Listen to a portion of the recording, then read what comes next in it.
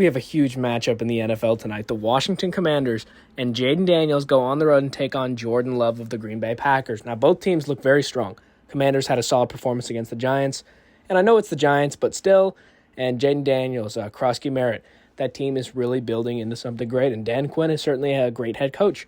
But the Packers, the way they've been building, Jordan Love, Micah Parsons was so huge for that defensive side of the ball, and the Lions really ran into a buzzsaw there, where I worry if that's going to be the same result, and I worry how the Commanders are going to go into this. I think they're going to compete a lot more than the Lions, but all of a sudden, Packers kind of look like the most complete team in the league.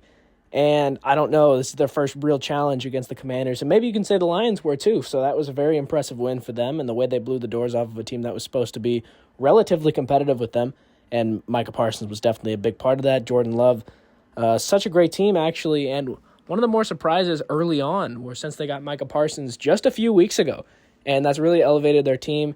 And even though the Commanders were just in the NFC Championship and they have all these great players, I don't like them here on the road. I got to go with the Packers, 34-31.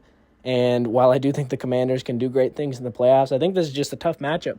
And I think the Packers are going to be one of the top teams in the NFL. And with their performance last week, we're going to see how it continues this week, but I've got the Packers in this one. That's my prediction.